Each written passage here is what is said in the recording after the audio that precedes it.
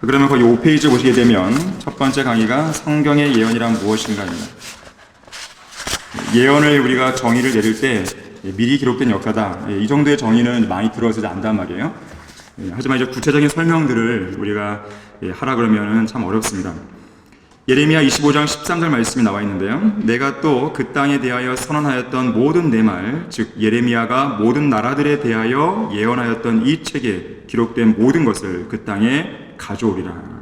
그대로 실현이 되는 거예요. 그런데 단순한 예언이 아니라 모든 나라들에 대해서 예언했던 것, 즉 역사와 연관되어 있어요. 예언이라고 하는 것이.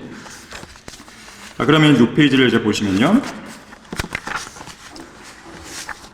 세상 종교로는 어림도 없는 일이 나왔는데, 우리가 믿는 성경적 기독교가 세상의 모든 종교와 가장 극명하게 다른 점 두 가지를 꼽으라 그러면 이 두 가지를 여러분이 말씀하시면 돼요. 부활과 예언입니다.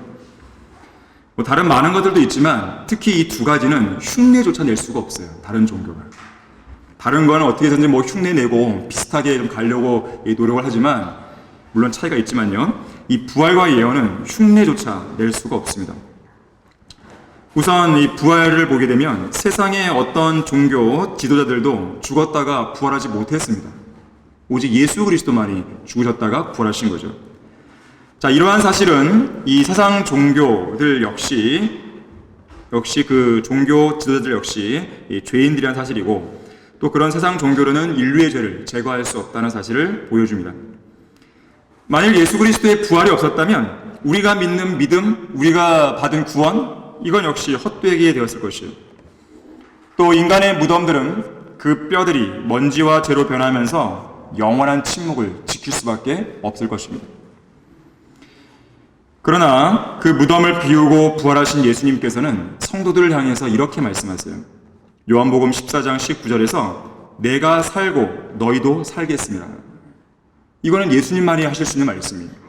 다른 종교 지도자들은 감히 못하죠. 자, 이처럼 부활은 참된 복음을 위한 시금석입니다. 다른 종교들은 감히 흉내조차 낼 수 없는 오직 성경적 기독교 신앙만이 가질 수 있는 뚜렷한 특징이에요. 사도 바울은 예수 그리스도의 피의 속죄보다도 부활에 대해서 더 많이 강조합니다. 인류 역사상 빅뉴스, 최고의 뉴스가 어디에서 왔냐면 바로 무덤에서 온 소식이었어요. 그분은 여기에 계시지 않고 말씀하셨던 대로 살아나셨느니라. 와서 주께서 누우셨던 자리를 보라 그랬어요. 마태복음 28장 6절입니다.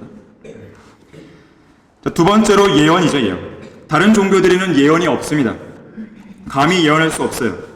함부로 예언했다가는 종교의 존립 자체를 흔들 수가 있어요. 왜 그러냐면 예언을 했는데 예언이 안 이루어졌단 말이에요. 성취가 안 됐어요. 그러면 그 종교는 가짜임이 판명이 되죠. 신뢰가 떨어지게 되는 것이에요. 결국 그 종교는 지구상에서 사라지게 됩니다. 그래서 예언 못합니다. 힌두교 예언 없습니다. 불교 예언 없어요. 불교에는 미륵불 사상, 거기에서 미륵불 사상이 있어요. 장차 이제 미륵불이 온다. 소위 이제 메시아 사상이거든요. 분명한 본질적으로 좀 다르지만 거기도 메시아 비슷하게 흉내내기 위해서 미륵불이 온다라는 예언이 있어요. 그럼 언제 오느냐 했더니 57억 년 뒤에 온다고 했어요. 검증도 안 되는 거죠. 그런 건 예언이 아니죠. 누구도 확인도 못하고 검증하지 못할, 증명도 못할 그런 말들을 하는 것은 예언이 아니에요. 이슬람교 예언이 없습니다. 물론 코란에 2개의 예언이 나오긴 나와요. 하지만 이것은 다니엘 2장에 나오는 예언을 훔쳐온 것입니다. 더군다나 그 훔쳐온 것마저도 마호메트가 태어나기 전에 이미 성취가 된 것들이에요. 그렇게 본다면 마호메트는 단 하나도 예언을 못한 거죠. 이 마호메트는 자기가 선지자라고 이야기합니다. 나는 알라의 선지자야, 알라의 예언자야. 하지만 코란 114개의 장으로 이루어졌는데 114개의 장 그 어디에도 마호메트가 했던 예언들이 없습니다.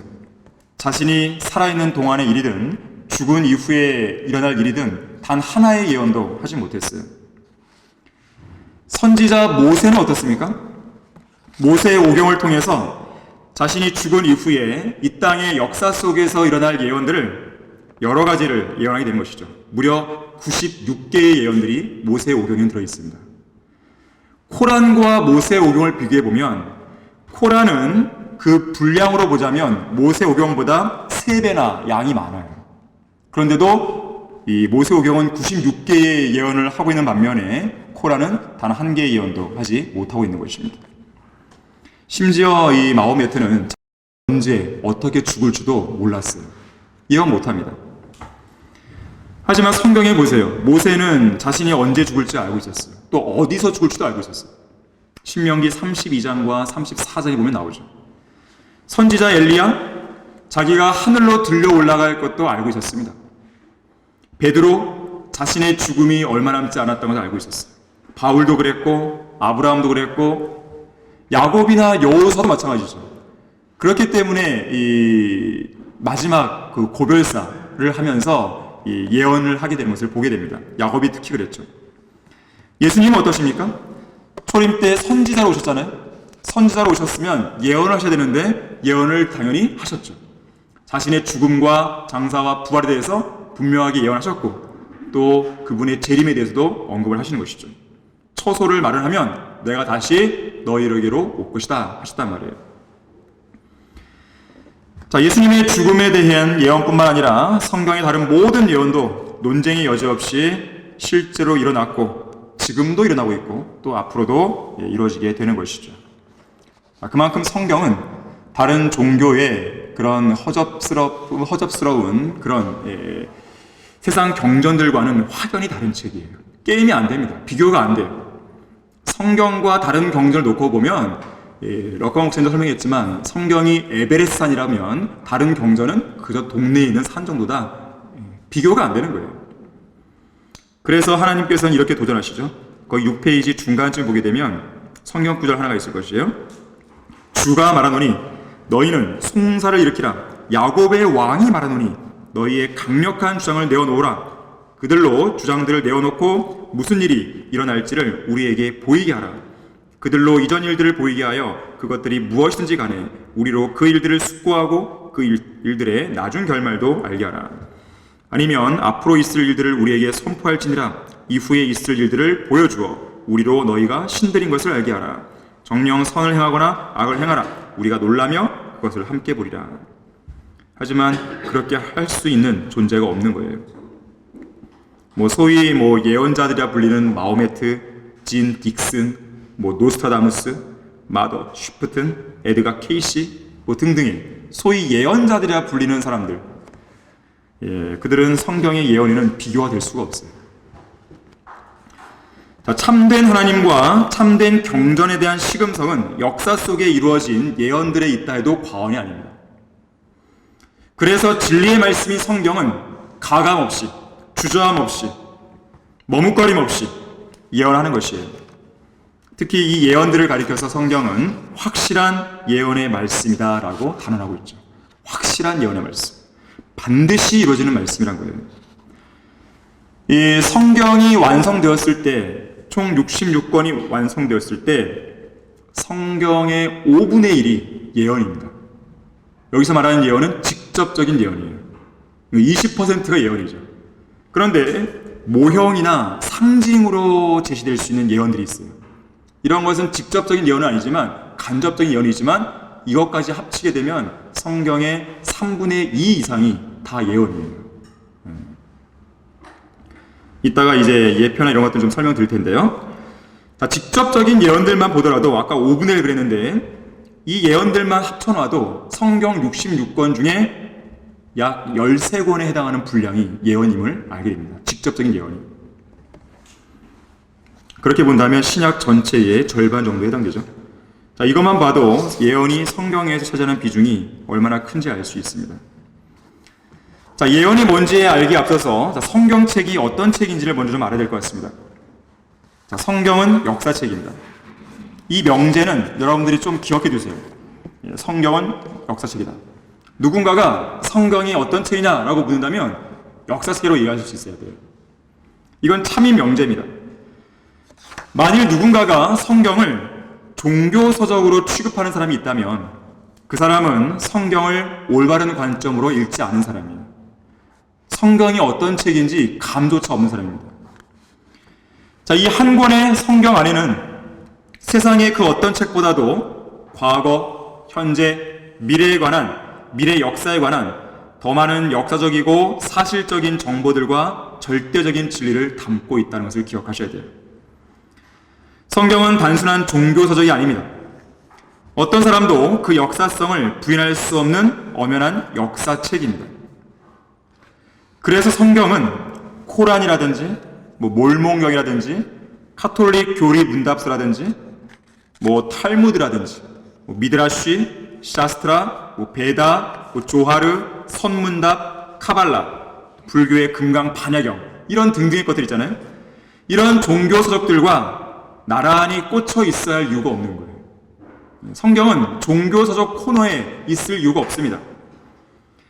사실 하나님께서는 성경을 기록하실 때 엄밀히 말해서 처음부터 역사책을 쓰실 생각이셨어요. 엄밀히 말하면. 왜냐하면 창세기 1장 1절을 생각해 보세요. 성경의 첫머리를 전혀 종교적이지 않은 내용으로 시작하시잖아요. 태초에 하나님께서 하늘과 땅을 창조하셨느니라. 이 위대한 선포에는 종교적인 색채가 들어있지 않습니다. 이것은 역사의 시작을 보여주는 위대한 선언이에요. 시간의 역사, 공간의 역사를 보여줍니다.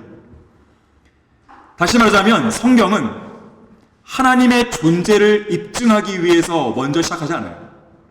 또는 하나님의 신격이나 동전의 탄생이라든지 십자가의 고난이나 부활, 교회에 관한 내용, 구원 계획 이런 걸로 시작하지 않습니다. 성경은 역사로 시작합니다. 역사로 시작해서 역사로 끝나는 거예요. 그래서 다른 종교 서적들과는 다르게 다양한 역사적인 내용들이 등장합니다. 거기 몇 가지 좀 사례들을 제시했는데요. 민수기 1장의 경우에는 이제 군대를 계수하고 소집하는 모습이 등장하죠. 창세기 25장에는 장자권을 판 대가로 팥죽을 먹는 에서의 모습이 나옵니다. 자, 이런 것이 무슨 종교와 관련이 있어요.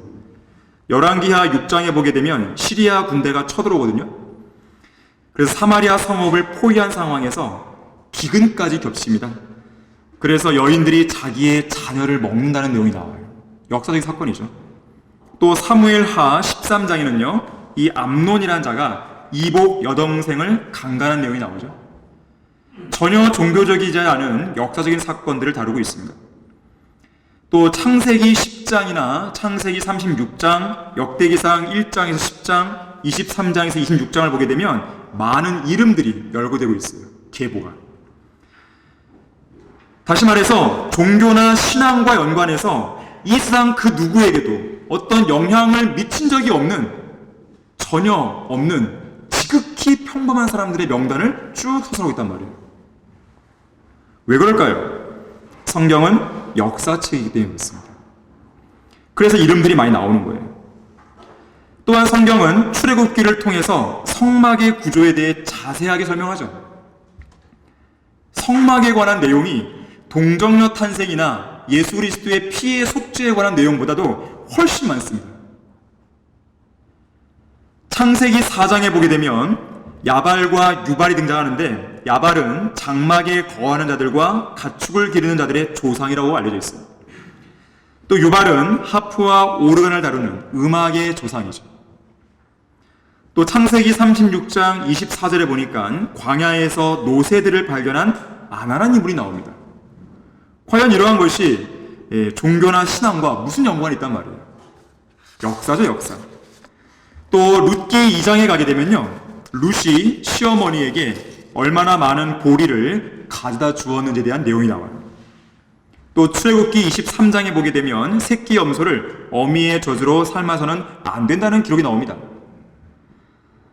또 있죠. 열왕기상 5장에는요, 성전 공사를 위해서 투로왕 히람이 어떻게 목재를 옮겨왔는지에 대한 역사적 사건이 나오는 거예요.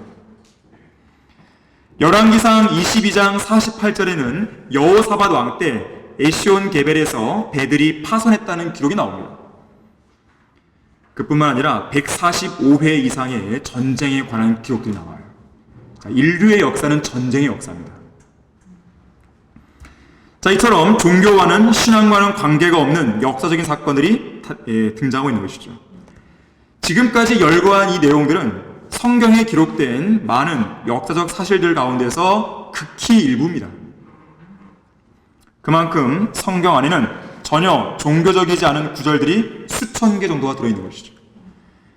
이 민수기 34장을 보더라도요, 이 한 장에서 29개의 구절 전체가 종교와 전혀 관련 없는 내용들이에요.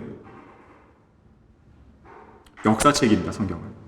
성경은 종교적인 서적이 아니에요. 역사책이에요. 또 하나의 예를 들어볼까요? 러크만 목사님이 밥존스 대학교 이제 1학년 재학 중이었을 당시에 같이 이제 동료 학생들과 식사를 할 때였습니다. 보통 이 1학년 학생들이 군내 식당에서 밥을 먹을 때 식탁에 쭉 둘러 앉는다 그래요. 그러면서 밥 먹기 전에 한 명씩 돌아가면서 의무적으로 성경 구절 하나씩을 암송했다고 합니다. 그런데 아주 괴짜인 친구 하나가 있었어요. 이 친구가 자기 차례가 되자 이 구절을 암송했다 그래요. 들어보세요. 서쪽 파르바 뚝길에 넷 파르바의 둘이더라. 무슨 말인지 못 들었습니까? 다시 읽어드리겠습니다. 서쪽 파르바 뚝길에 넷 파르바의 둘이더라. 도대체 우리말인지 아닌지 어떤 구절인지 감이 오세요? 이 구절을 듣는 순간 무슨 뭐 하나님을 향한 열정이 막 생겨나세요? 깊이 있는 묵상이 되세요? 자, 이것은 역대기상 26장 18절에 나오는 말씀이에요. 당시 러크만 목사님은 영적으로 어렸기 때문에 이 구절을 들었을 때 되게 이상했다고 느꼈어요. 왜냐하면 하나님께서는 죄나 구원이나 하늘나라나 지옥, 올바른 삶이나 혹은 기타 중요한 종교적이고 도덕적인 내용과는 전혀 관계가 없는 그런 내용들을 성경에 기록해 두었다는 것이 참으로 이상하다는 거예요. 그리고 그에 대한 해답을 찾는데 무려 30년이란 세월이 흘렀다 그래요. 그러면서 결론을 내리기를 성경은 종교적인 서적이 아니구나 하는 거예요. 역사책이구나 그렇죠. 한편 성경이 역사책이라는 사실은 성경을 거부하고 하나님을 싫어하는 전 세계 사람들의 마음을 몹시 불편하고 견딜 수 없게 만드는 이야기예요. 왜 그럴까요? 성경이 역사책이라면 하나님께서 인류 역사에 개입하신다는 뜻이 되거든요. 그걸 사람들이 싫어하는 거예요. 그래서 성경을 역사책이라고 보고 싶지 않은 거예요. 이 책은 어떤 특정 종교, 기독교라고 하는 특정 종교에서 통용되는 책이야 라고 그들은 치부하고 싶은 거예요. 이들은 하나님께서 인류의 역사에 관여하시고 주관하신 것을 몹시 싫어합니다. 그래서 사람들은 수단과 방법을 가리지 않고 역사책인 성경을 변개시키고 난도질하고 또 성경으로 하여금 신뢰를 잃게 만들려고 하고 조롱하고 모순이 있다고 비판하고 금서목록으로 지정하고 찢어버리고 불태워버리는 것이에요. 아, 싫다는 거예요. 자, 오늘날 어떤 학교 교실에서도 성경을 역사책으로 가르치는 데는 없어요. 역사책으로 배우는 데는 없습니다. 이 세상 어디에도 성경을 가지고 역사를 가르치는 학교는 없어요. 어떤 역사가들도 성경을 역사책으로 규정하는 가운데 설명하지 않습니다. 하지만 인류가 역사 속에서 하나님을 밀어낸다고 밀어내지겠습니까? 그렇지 않아요. 알파와 오메가요, 시작과 끝이며 처음과 마지막이신 하나님께서는 그분의 이야기, 히스 스토리죠.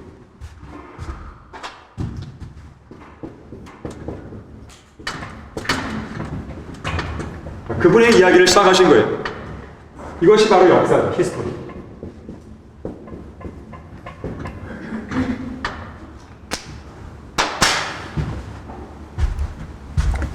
그분의 역사를 시작하셨을 뿐만 아니라 지금도 그 역사를 주관하고 계시고 장차 그 역사를 끝내시기도 하시는 분이세요. 따라서 역사의 주인공을 배제한 채 기록한 모든 세속 역사는 편견과 오류로 가득 찰 수밖에 없어요. 그런 식의 역사책들은 하나님을 불쾌하게 만드는 것입니다. 그러나 성경은 인간이 발견한 과학적, 역사적, 고고학적 증거들이 없이 그 자체만으로도 충분하고 무오한 증거로 제시될 수 있어요. 어떤 편견이나 오류도 없는 유일무이한 참된 역사책이에요. 자, 세상 사람들이 쓴 역사책은요, 항상 승자의 편에서의 기록입니다. 그래서 승자의 편에서 그런 가치관을 담아가고 역사를 기록한단 말이에요. 물론 객관적으로 기록하려 노력을 하겠죠. 그러나 주관적인 그런 생각들이 안 들어갈 수가 없어요. 그것이 바로 인간이 쓴 역사책의 한계입니다.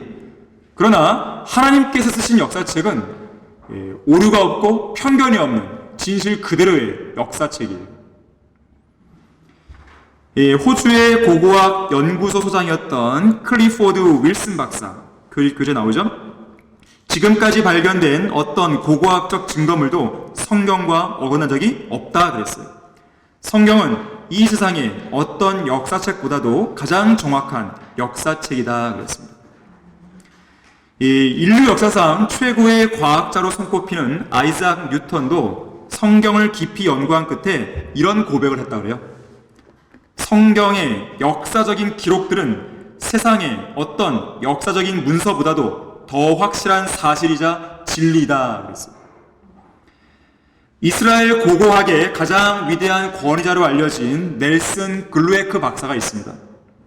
이 박사는 이렇게 말했습니다. 들어보세요. 사실 지금까지의 고고학적 발견이 성경과 일치하지 않았던 적은 단 한 번도 없었다. 지금까지 찾아낸 수십 가지의 고고학적 발굴들은 한결같이 성경 역사의 기록들이 아주 정확하다는 것을 증거하고 있다 그랬어요. 그 외에도요, 프린스턴 신학대학에서 45년 동안 고대 문서들을 연구한 윌슨 교수가 있습니다. 이 윌슨 교수는 이렇게 말했어요. 세상의 역사 문서들 대부분은 편견적이거나 부정확하다. 하지만 오직 성경만이 신뢰할 만하다. 영국 케임브리지 대학 교수 콜리 램프유 교수는 이렇게 말했습니다. 성경 때문에 고고학의 시대, 연대 추정에 새로운 혁명이 진행 중이다. 역사는 다시 쓰여야만 할 것이다. 그랬어요. 성경에 맞추어서 역사책을 다시 써야 된다는 걸 말이에요. 자, 성경의 역사성을 부인할 수 없습니다. 자, 그런데 성경이 역사책이라는 사실과 관련해서 세상 사람들이 성경을 싫어하는 또 다른 이유는 뭐냐면요, 이 성경은 인간과 현 세상에 대해서, 인류의 운명에 대해서 부정적으로 기술하고 있다는 거예요. 그래서 싫어하는 거예요. 긍정적이라 그러면 환호를 하죠. 환영을 하겠죠. 이 영국의 역사학자 에드워드 카라는 사람이 있습니다.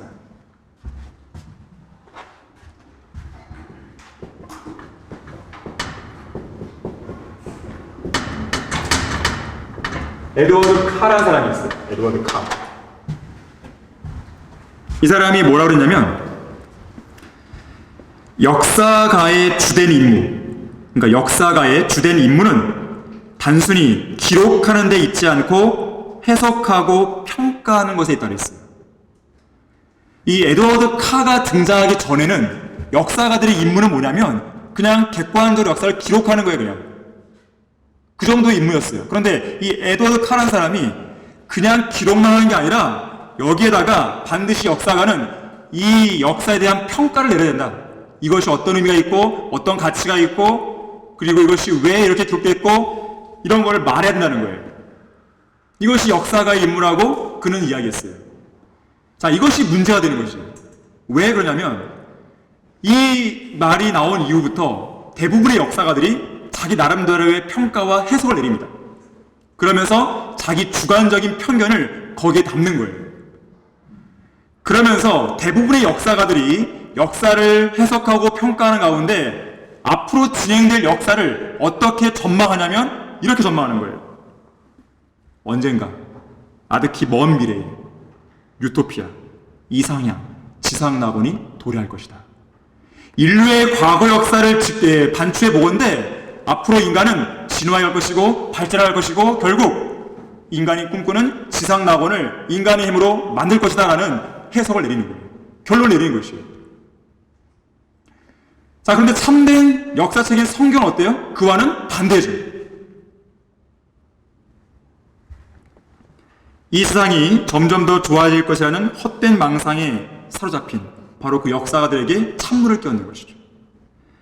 자, 그런데 세상 역사가들이 이렇게 긍정적인 것들을 말하는 이유가 있어요. 구원받지 않은 사람들, 구원받지 않은 대중들, 역사가를 바라보고 있는 구원받지 않은 대중들이 바로 그걸 원하기 때문에 그런 거예요. 그런 환각증, 막연하게 앞으로 잘 될 거야, 지상 낙원이 펼쳐질 거야. 바로 그러한 대중들의 환심을 사기 위해서 역사가들은 역사를 왜곡시켜야 되는 거죠. 거짓말을 해야 돼요. 그들의 아비인 마귀처럼 미래 역사에 관해서 거짓말을 하는 것이죠. 왜곡된 역사관, 성경과는 반대되는 긍정적인 역사관을 대중들에게 심어주기 위해 노력하는 거예요. 이러한 모습이 세상 학교들과 신학교들에서 24시간 매일같이 365일 매일같이 가르쳐주고 있는 것이죠. 학생들은 그걸 배우고 있는 거예요. 러커만 목사님이 이렇게 말했어요. 대부분의 역사가들은 해피엔딩을 꿈꾼다. 왜냐하면 병원 침대나 땅속 무덤과 같은 부정적인 미래 역사를 대중에게 제공하는 것은 일종의 범죄 행위이기 때문에 그랬어요. 하지만 인류가 꿈꾸는 방식에 그런 해피엔딩은 없을 것이에요. 자, 이처럼 사람들은 하나님께서 인류의 역사 속에 깊숙이 개입하시는 것을 몹시 싫어하는 것이죠. 하지만 성경을 밀어내면 밀어낼수록, 하나님을 역사 바깥으로 밀어내면 밀어낼수록 인류에게는 더 극심한 고통과 재앙과 파멸만이 있을 뿐이에요. 자, 이렇듯 성경이 역사책이라면요, 이 안에 기록된 모든 것은 제 시간에 역사 속에서 실제로 일어나야만 하는 것입니다. 거기 교재 8페이지 마지막 단락을 보십시오. 두 번째 줄에서 과거에도 그러했고 현재도 그 역사는 실제로 일어나고 있으며 미래에도 그 역사적인 사건은 실제로 일어날 것이에요. 자, 이런 역사적인 관점에서는요, 누군가의 인생의 성패가 달린 종교적인 선택이나 신념 따위는 중요하지 않아요. 역사적인 관점에서 중요한 것은 그 역사적인 사실이 진실이냐 거짓이냐, 이게 중요합니다. 이 책 안에 기록된 역사에 대해서 누군가가 믿든지 믿지 않든지 그것은 이미 정해진 역사와 그 내용에 대해서 어떤 영향도 줄 수가 없어요. 왜 그런가? 역사는 역사일 뿐이기 때문에 그렇습니다. 하나의 팩트예요, 팩트. 그래서 우리는 성경을 대할 때 역사적인 사실과 대면하고 있음을 여러분들이 유념하셔야 됩니다. 단순한 종교적인 어떤 사상들 담은 책이 아니라는 거예요. 오늘날에는 전국이 하도 어선해서 가짜 뉴스가 판을 치죠. 페이크 뉴스 전성시대입니다. 이것이 바로 마귀가 관장하는 혼란스러운 세상의 실상이죠. 하지만 성경에 기록된 모든 역사적 사실들은 그런 세상의 왜곡된 가치관이나 가짜 정보에 의해서 전혀 영향을 받지 않습니다. 그래서 이 책 안에 기록된 모든 역사적 사건들은 반드시 제 시간에 실제로 일어나야 되는 것이죠. 역사적 사실이기 때문에 그렇습니다. 그래서 성경이 무서운 책이에요. 반드시 일어나니까. 자, 그렇다면 하나님께서는 왜 이런 역사적인 내용을 성경에 기록하셨을까요? 왜 기록하셨을까요? 여러분이 메모하실 수 있으면 거기다 메모하시면 좋겠어요. 왜 하나님께서는 역사책을 기록하셨나 이거죠. 왜 하나님께서는 이러한 역사적인 내용을 성경에 기록하셨나 이거예요. 세 가지 이유로 압축할 수 있어요. 첫 번째는 하나님께서 역사를 주관하신다는 거예요. 그걸 보여주는 것이에요. 과거 역사부터 시작해서 예언으로 제시되는 미래 역사까지도 다 주관하시는 거예요. 그런 면에서 성경은 미리 기록된 역사책이라고 말할 수 있겠죠. 사람들이 이 사실을 믿든지 안 믿든지 그건 중요한 게 아니에요. 그건 자신의 자유죠. 그러나 그 사람이 믿지 않은 것에 대한 책임은 반드시 져야 돼요. 왜냐하면 이 성경은 반드시 이루어져 왔고 이루어질 것이기 때문에. 자, 두 번째는요, 역사를 기록하신 두 번째 목적, 하나님께서 인간의 역사에 관심이 있다는 거예요. 관심이. 그걸 보여주시는 거예요. 이 영국의 이실론이 있어요. 이실론. 영국의 이실론이 뭐냐면 하나님께서는 온 우주를 창조하셨다. 그러나 창조한 이후에는 그냥 내버려 두신다는 거예요. 인간들이 알아서 하도록 내버려 두시는 거예요. 하지만 그렇지가 않습니다. 하나님께서는 온 우주를 창조하실 뿐만 아니라 인간의 역사에 관심을 두세요. 개입하시는 것입니다. 만약에 하나님께서 개입하지 않는다면 아담이 타락했을 때 가죽옷을 입혀주셨겠어요? 관심도 끊으셨겠죠. 만일 그렇다면 이 땅에 자신의 하나뿐인 아들을 이 땅에 보내셨겠어요? 독생자를 보내셨겠어요? 안 보내셨겠죠. 인류의 역사에 관심을 두시는 거예요. 세 번째는요, 인간이 역사로부터 교훈을 얻길 원하십니다. 뭔가를 배우길 원하세요. 인간은 역사로부터 교훈을 받아야 돼요. 특히 성경 안에 있는 역사적인 기록으로부터 교훈을 얻어야 됩니다. 로마서 15장 4절에서 이렇게 말씀하죠. 무엇이든지 전에 기록된 것은 우리의 교훈을 위하여 기록된 것이니 이는 성경이 주는 인내와 위로로서 소망을 지니게 하려 함이니라. 고린도전서 10장 11절도 이제 그들에게 일어난 이 모든 일이 본보기가 되고 또 세상의 끝날들을 당한 우리에게 권면으로 기록되었느니라 그랬어요. 교훈이에요. 배워야 됩니다. 자, 왜 역사로부터 교훈을 배워야 되냐면, 배울 수 있냐면 역사는 반복되기 때문에 그래요. 역사는 반복이 됩니다. 반복은 배움의 열쇠예요. 그래서 여러분들이 성경을 잘 알려면 반복하셔야 돼요. 배운 것들을 또 읽어보고 또 다시 한번 묵상해보고 반추해보고 해야 되는 것이죠. 하지만 어리석은 인간은 반복되는 역사로부터 아무런 교훈도 배우지 못하고 있는 현실이 우리 앞에 놓여 있습니다. 그래서 저주에서 못 벗어나는 거예요. 그래서 실패해서 못 벗어나는 겁니다. 맨날 죄 짓고 자백하고 이 굴레에서 못 벗어나는 거예요. 내가 죄를 지었을 때 하나님께서 징계하셨잖아요. 그걸 통해 배우지 못하는 거예요. 또다시 똑같은 죄를 또 짓는 것이죠. 그리고 또 혼나죠. 여호수아가 정복 전쟁을 수행했을 당시에 가나안 거민들이 바로 그와 같은 모습이었어요. 당시에 가나안 땅의 거민들은요, 하나님께서 홍해물을 마르게 하시고 또 요단강을 이스라엘 백성들로 하여금 건너게 하신 것을 보았고 또 들었을 때 그들의 마음이 녹아내렸습니다. 무섭다 이거죠. 그랬다면 정상적인 반응은 뭘까요? 그들 앞에 나와서 항복하든지 굴복하든지 우리는 더 이상 싸울 의향이 없습니다. 우리를 용서해 주십시오 하든지 뭘 할 거 아니겠어요. 그런데 여리코 성의 그 거민들은 뭘 했냐면 성문을 굳게 닫아버린 거예요. 그리고 그 안에서 싸울 준비를 하는 거예요. 교훈을 못 얻은 거죠.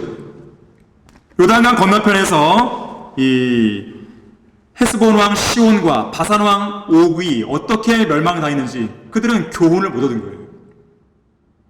교훈을 얻은 사람이 딱 있었어요. 한 명. 창녀 라합이죠. 창녀 라합과 그녀의 가족은 살아남잖아요. 교훈을 얻었습니다.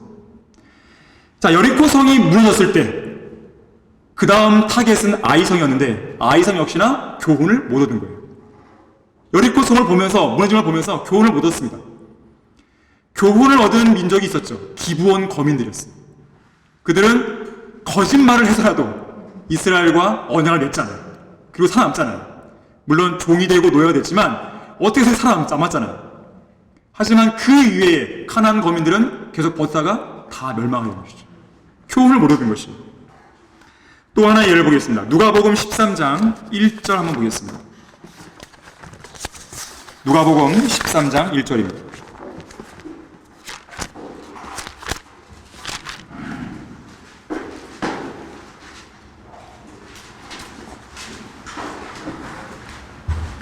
바로 그때 몇 사람이 갈릴리 사람들에 관하여 주께 말씀드리기를 빌라도가 갈릴리 사람들의 피를 그들의 희생제물들과 섞었다고 하더라. 그러자 예수께서 대답하여 그들에게 말씀하시기를 너희는 그 갈릴리 사람들이 다른 모든 갈릴리 사람보다 더 악한 죄인들이라서 그런 일을 당했다고 생각하느냐?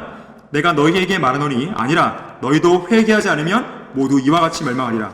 또 실로암에서 망루가 무너져 죽은 18명이 예루살렘에 사는 모든 사람보다 더 악한 죄인들이라고 생각하느냐? 내가 너희에게 말하노니 아니라 너희도 회개하지 않으면 모두 이와 같이 멸망하리라고 하시니라. 배우라는 것이에요. 과연 그렇게 죽은 사람들이 너희들보다 더 악해서 그러냐 이거예요. 아니죠.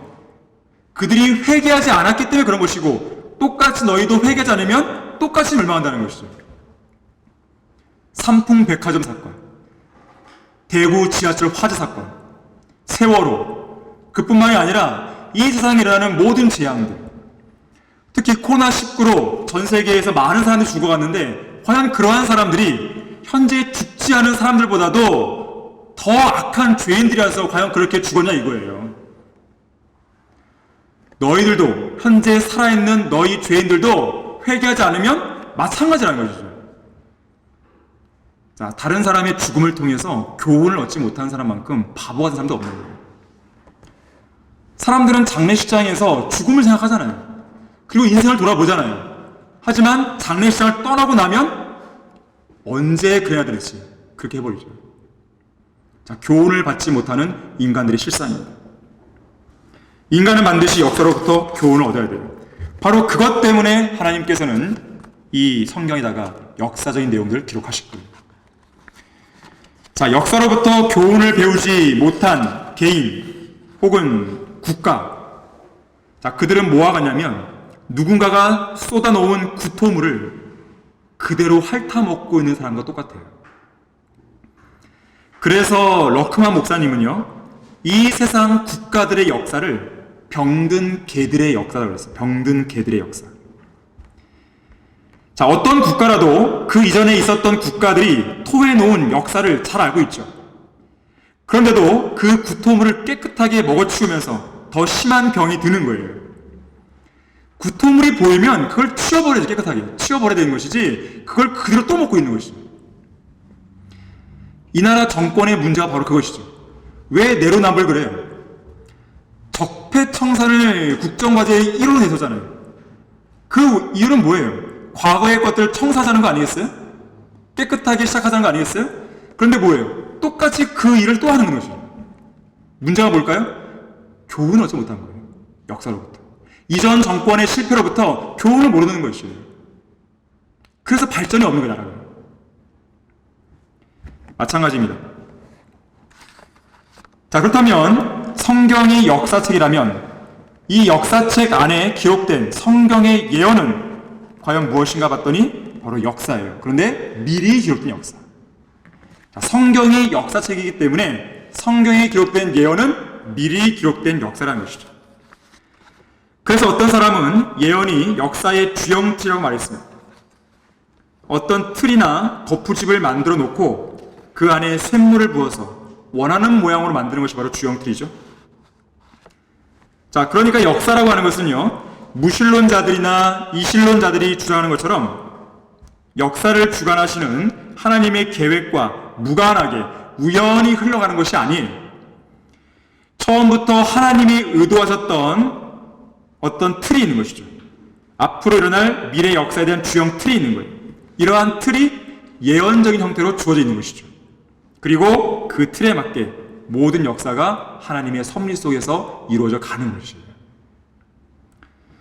그래서 거의 교재에 나오는데 역사가 이미 이루어진 역사적인 사건에 대한 사후 기록이라면 예언은 아직 이루어지지 않았으나 반드시 이루어질 역사적인 사건에 대한 사전 기록이다. 자, 이것이 역사와 예언의 정의라고 볼 수 있어요. 자, 이처럼 하나님께서는 역사를 미리 기록하셔서 한 권의 책으로 엮어 사람들에게 주실 생각이셨던 것입니다. 자, 그런데 어떻게 역사를 미리 기록하실 수 있냐 이거죠. 자, 역사를 과거 인류 사회의 변천 과정이나 인류의 과거의 발자취 정도로만 인식하는 사람들은 미리 기록된 역사라는 말을 절대로 이해할 수 없어요. 과연 누가 역사를 미리 기록할 수 있냐 이거예요. 당연히 인간은 할 수 없죠. 오늘날 약 79억 명이 살고 있는데 이 인구 중에서 그 일을 할 수 있는 존재는 한 명도 없습니다. 자, 미래의 역사를 미리 기록할 수 있는 분은 오직 하나님 한 분이세요. 하나님은 시간과 공간을 초월하시는 분이기 때문에 그렇습니다. 거기 한번 찾아보세요. 시편 90편 2절입니다.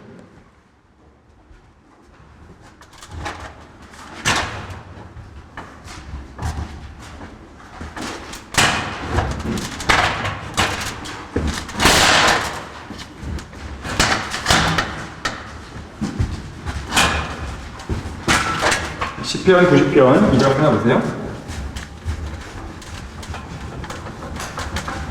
영원이라는 단어가 나올 겁니다. 영원히 하다. 산들이 생기기 전 주께서 땅과 세상을 조성하시기도 전 곧 영원부터 영원까지 주는 하나님이시니다 그랬어요. 자, 이사야 57장 16절도 보겠습니다. 이사야 57장 16절이에요.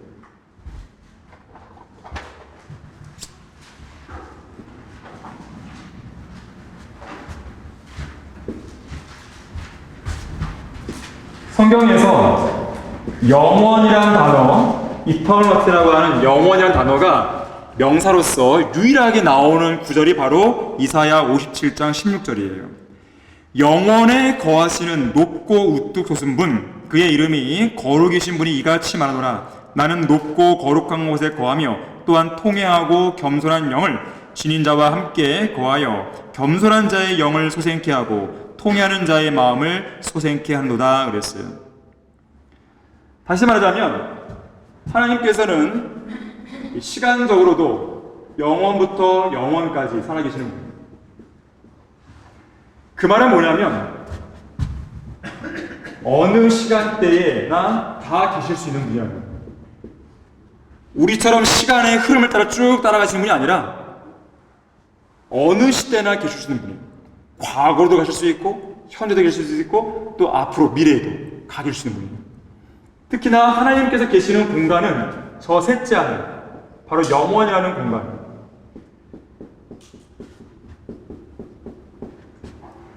이 셋째 하늘에서는 기품의 표면이 절대 영도로 얼어있기 때문에 모든 분자 활동이 정지가 됩니다. 시간이 정지가 되는 곳이에요. 바로 영원이라 불리는 곳입니다. 그래서 하나님께서는 시간적으로도 영원부터 영원까지, 공간상으로도 저 영원에서 다 보여주시는 것입니다. 시공간을 초월하시는 분, 바로 그러한 분께서 어떤 역사의 사건을 미리 기록하신 것이죠. 근데 여러분들이 이제 잘 기억할 것은 하나님께서 앞으로 어떤 사건이 일어날 거야 라는 것을 성경에 기록했을 때 그것은 우리와 똑같은 어떤 시간상에서 그냥 미리 내다보시는 것만 오해하시면 안 돼요. 이해하시면 안 돼요. 하나님께서는 단순히 우리와 같은 여기 시간대에서 앞으로 일어날 일을 미리 내다보시는 정도의 분이 아닙니다. 하나님께서는 직접 가실 수 있는 분이에요. 우리는 여기 있지만 하나님께서는 이 시간을 뛰어넘어서 직접 가실 수 있는 분입니다. 그래서 앞으로 일어날 어떤 사건이 있다고 봤을 때 우리에게는 미래죠, 미래. 미래이기 때문에 시제도 어떻게 이렇게 돼요? 뭐뭐 할 것이다. 이렇게 됩니다. 그런데 하나님께서는 이걸 뛰어넘으시는 거예요. 그러면 여기로 가 계셔서 이 사건을 어떻게 보실까요? 뒤로 돌아보며 보시겠죠. 그러면 하나님께는 이 사건이 과거 시가 될 수 있습니다. 그래서 성경에는요, 이건 성경 예언의 아주 특징 중에 하나인데 시제에 구애받지 않아요. 분명히 내용은 예언인데 시제가 과거 시제예요. 근데 그것은 미래에 일어날 일입니다. 어떤 건 현재로 돼서 현재로, 어떤 것은 말 그대로 미래의 시제로 기록되어 있어요. 자, 하나만 찾아볼게요. 여호수아 6장 한번 보세요. 여리코 전투가 이제 막 시작될 그 즈음에 있는 사건입니다. 여호수아 6장 1절 한번 보십시오.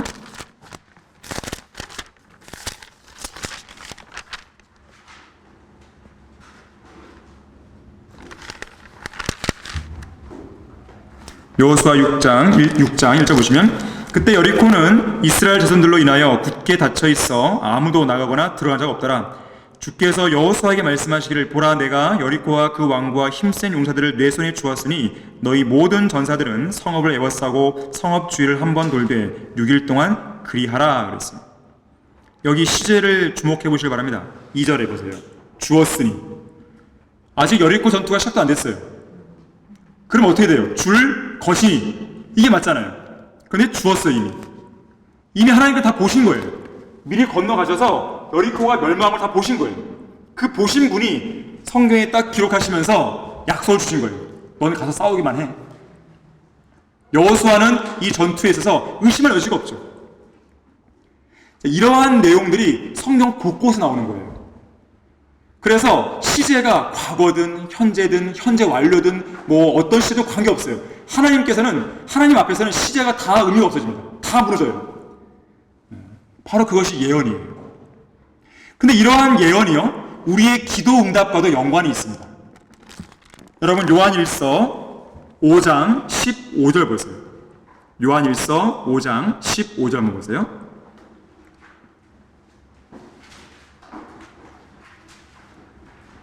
여러분이 앞으로 이 말씀을 이해한다면 앞으로 기도할 때 자세가 달라져야 됩니다. 자, 우리가 구하는 것은 무엇이나 그가 들으시는 줄 안다면 우리가 그에게 구한 요청들을 뭐라고요? 받은 줄도. 받을 줄도가 아니에요. 받은 줄도 아니라 이미 받은 거예요. 그걸 하나님이 보시는 거예요. 그래서 우리가 주님의 뜻대로 간구했다면 그럼 반드시 이루어지는 것이에요. 그래서 그러한 확신 속에 우리가 기도를 하는 거란 말이에요. 자, 하나님은 그런 분이십니다. 전지전능하신 하나님, 시공간을 초월하신 하나님께서는 바로 우리에게 그러한 미리 기록된 역사를 성경으로 제시해주고 계시는 것입니다. 그래서 앞으로 일어날 교회의 휴거라든지 대환란 때의 재앙들이라든지 예수 그리스도의 재림이라든지 아마겟돈 전쟁, 유엔의 2억의 군대가 몰살되는 것, 이런 등등의 것들, 천년왕국, 사탄의 마지막 반역, 하늘과 땅이 불타 없어지는 것, 백불의 심판, 새하늘과 새 땅, 이런 등등의 예언들이 성경에 미리 기록되어 있는 거예요. 자, 그러한 기록들은 반드시 이루어지는 거죠. 반드시. 그래서 이 고린도 후서 5장 10절에서도 우리 모두가 반드시 그리스도의 심판서 앞으로 나아간다고 그랬어요. 예외가 없는 것이에요. 반드시. 그 말을 쓸 수 있는 것은 뭐냐면 미리 기록된 역사란 말이에요. 하나님은 이미 다 보고 계신 거예요. 그 상황들을. 자, 이 시간에 결론을 맺겠습니다. 교재 11페이지 보세요. 아래에 있는 박스 내용 보시게 되면 이것이 바로 성경의 예언이다. 성경 이외에 다른 종교나 경전들은 감히 이런 예언을 할 엄두조차 못 낸다. 자칫 잘못 예언했다가는 그 예언들이 성취되지 못했을 때 그 종교나 경전들이 가짜라는 것이 드러나고 결국 그 종교에 대한 신뢰나 가치가 떨어져 진즉 지구상에서 사라져버렸을 것이기 때문이다. 따라서 다른 경전들은 감히 예언할 수 없다. 그러나 성경은 어떤 주저함도 머뭇거림도 없이 예언을 기록하고 있다. 성경만큼 역사상 이루어져 왔던 수많은 예언을 담은 책이나 경전은 단 한 권도 없다. 역사상 이미 이루어진 예언들, 곧 초림과 관련하여 과거에 이미 성취된 300여 개의 예언이 우리 앞에 있을 때 아직 이루어지지 않은 예언들, 곧 재림과 관련하여 앞으로 성취될 500여 개의 예언도 반드시 이루어질 것이라고 우리는 확신할 수 있다. 그래서 성취된 예언들은 어떤 기적보다도 성경의 영감성과 무엇성에 대한 확실한 증거가 된다. 자, 그런데도 성경을 안 믿는다면 그 사람만 손해를 보는 것입니다.